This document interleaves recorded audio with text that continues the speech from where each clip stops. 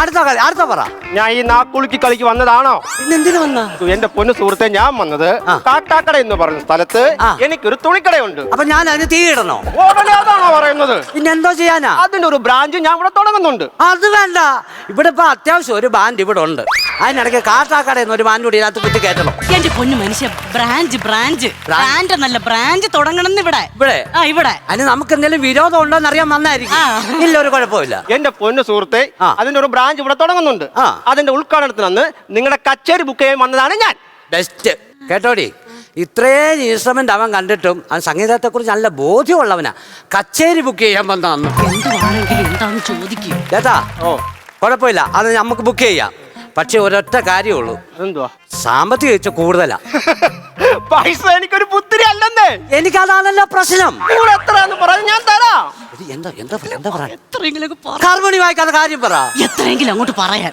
Hello, 3 പേരോട്ടും കൂടെ ഒരു കാര്യം പറയട്ടെ. ഞങ്ങൾക്ക് 10,000 രൂപയാകും. എന്ത് പറ്റി? നിങ്ങൾ 10,000 എന്ന് പറഞ്ഞില്ലയോ? ഞാൻ പെട്ടെന്ന് പേടിച്ചതാ. കണ്ടോ, നമ്മൾ 1,00,000 രൂപ വല്ലതും പറഞ്ഞായിരുന്നെങ്കിൽ നമ്മളെ കൊന്നിട്ട് വിഷ പഠിച്ചു ചേർത്തേന്. ഞാനൊരു കാര്യം പറയട്ടെ. പറഞ്ഞു. എന്റെ ഉന്ത് വണ്ടിക്ക് ഈ തുണിക്കും കൂടെ കൂട്ടിക്കഴിഞ്ഞു വെറും 5,000 രൂപ ആകത്തുള്ളൂ. എന്താന്ന്? വണ്ടി ഇല്ലയോ, ആ തുണിക്ക് എല്ലാം കൂടെ 5,000 രൂപ ആകത്തുള്ളൂ. അപ്പൊ സഞ്ചരിക്കുന്ന ജൗളിക്കട. അപ്പൊ ഞാനൊരു സംശയം ചോദിച്ചോട്ടെ. ഞങ്ങൾ ഈ ബ്രാഞ്ചിന്റെ മുമ്പിൽ നിന്ന് കൊട്ടണോ അതോ അതിന്റെ കൂടെ ഉന്തിക്കൊണ്ട് വരുമ്പോ അതിന്റെ പുറകെ നടന്ന് കൊട്ടണോ? അതൊക്കെ നിങ്ങളെ സൗകര്യം. അങ്ങനെ പറയരുത്. ഈ ക്ലാരറ്റ് സാബ് ആരാന്നറിയാവോ? ഞങ്ങൾ വലിയ പ്രൊഫഷണൽ ടീമുകളാ. എല്ലേടി, നമുക്ക് എവിടെയൊക്കെ പരിപാടി കിട്ടിയിട്ടുണ്ടോന്ന് അറിയാമോ? നിങ്ങൾ ഇങ്ങനെ കൂടുതൽ ജാടായിട്ടൊന്നും സംസാരിക്കണ്ട. ഉള്ള പരിപാടി കളയിൽ ഒന്നത് ഓഫ് സീസൺ ആണ്. ആ ചെറുക്കന് നാളെ ഫീസ് കൊടുത്തു വിടണം. എടി, ഒരു 10,000 രൂപ നമ്മൾ കയറ്റി വെച്ചാലേ നമുക്കൊരു 2,000 രൂപ കിട്ടത്തുള്ളൂ. ചേട്ടാ 2,000 അതില് പിടിക്ക് ചേട്ടാ. എന്റെ ഭാര്യ ഗർഭിണി ചേട്ടാ. അതുകൂടെ എന്റെ തലയിലോട്ട് കയറ്റി വേ. താല്പര്യം ഇല്ലെങ്കിൽ ഈ ഗർഭം നീ കേൾക്കുവോ? ഗർഭത്തിന്റെ കാര്യമാണോ ഞാൻ പറഞ്ഞേ? ഞാൻ വന്നില്ലയോ? ഇപ്പൊ എന്തുവാ ചെയ്യുന്നേ? ഒരു കാര്യം ചെയ്യും, ഞങ്ങൾ സമ്മതിപ്പിക്കും. ഒരു കാര്യം ചെയ്യും. 2,500 രൂപ. 2,500 രൂപയോ? ഇതിനൊക്കെ ചെലവുള്ളതാ. ചെലവൊക്കെ ഞാൻ ചെയ്യത്തില്ലേ ബാബു? ആ ചെലവല്ല ഇത് തന്നെ. ഈ ബായിയെ കണ്ടോ? പുള്ളി ഡെയിലി വന്നു പോയി നിൽക്കുക. പുള്ളിയുടെ വീട് എവിടാന്നറിയാം? ആസാമിലോ? പിന്നല്ലേ. ആ പുള്ളിക്ക് കൊടുക്കണം വണ്ടിക്കൂലി, അങ്ങോട്ട് കൊടുക്കണം, ഇങ്ങോട്ട് വരാനുള്ള പൈസ കൊടുക്കണം. ഇതെല്ലാം നമ്മൾ വേണ്ട കൊടുക്കാൻ. ഇതിനൊക്കെ പൈസയാകും ഇല്ലയോ? ഇങ്ങനെ കാര്യം പറയാതെ നമ്മളെ കാര്യം പറ. ദൂരേന്ന് വരുന്ന ലോങ്ങിന്ന് വരുന്ന പ്രൊഫഷണൽ ആർട്ടിസ്റ്റ് ഉണ്ടെന്ന് പറഞ്ഞിട്ട് ഇതിനൊക്കെ തീയെ കൂട്ടി നമുക്ക് മേടിക്കാൻ പറ്റത്തുള്ളൂ. അതിനാണ് ഡിമാൻഡ്. അതുകൊണ്ടല്ലേ ഞാൻ അത്രയും പറഞ്ഞത്. ബാബുവേ, ഒരു കാര്യം പറയാം. അങ്ങോട്ടും ഇല്ല ഇങ്ങോട്ടും ഇല്ല. അത് പറ. നമ്മൾ അങ്ങോട്ടും പോകണ്ട, അവരിങ്ങോട്ടും വരുന്നില്ല, പരിപാടിയില്ല. സത്യത്തിൽ അതാ സംഭവിച്ചത്. അല്ല, നീ എന്നാ പോയി കാണിച്ചു വിറ്റോ. നോക്കോ, അതല്ലെന്ന് ഞാൻ പറഞ്ഞത്. പിന്നെ അങ്ങോട്ടും ഇല്ല ഇങ്ങോട്ടും ഇല്ല. ഞാനൊരു 2,000 രൂപ അങ്ങ് തരും. 2,000 രൂപ? ഏതായാലും ഇന്നത്തെ ദിവസത്തിന്റെ പ്രത്യേകത അല്ലോടി. ഇതങ്ങ് ഉറപ്പിക്കാം. 2,000 എങ്കിൽ 2,000. പക്ഷെ ഒരു കാര്യം ഞാൻ പറയാം. ഞാനിത് കണ്ട് നിങ്ങളെ പരിപാടി കണ്ട് ബോധ്യപ്പെട്ട മാത്രമേ ഞാൻ ബുക്ക് ചെയ്യത്തുള്ളൂ. മതി. നമ്മൾ റെഡിയല്ലേ? റെഡിയാ. എന്നാ ഡേറ്റ് നീ കൂടെ പറഞ്ഞിട്ട് വാ. ഈ മാസം 24-ാം തീയതി. ഈ മാസം 24. ഇന്ന് എത്ര ഡേറ്റ്? ഇന്ന് 20-ാം തീയതി. 20. 4.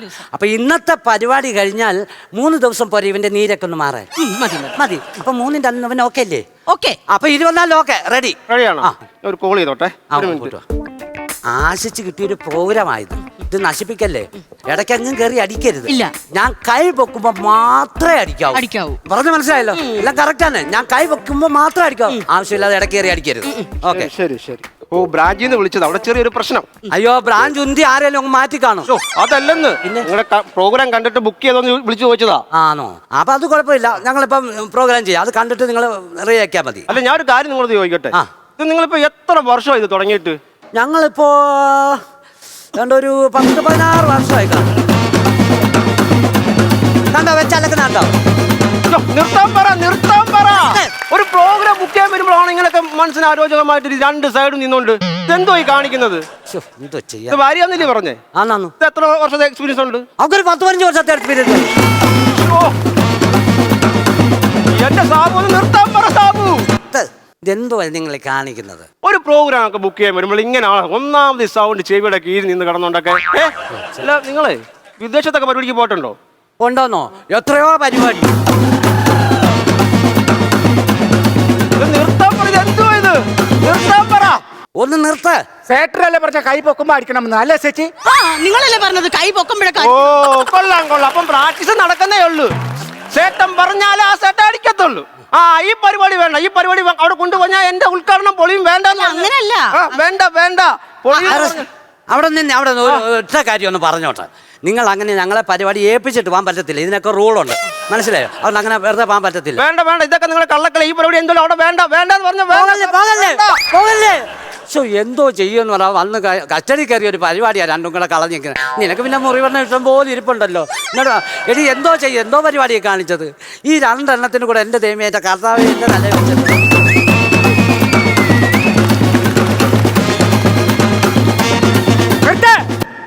ചേട്ടൻ കൈ താത്തി ചേട്ടൻ തന്നെ താണിരുന്നു. നിർത്താം ചേച്ചി അടി.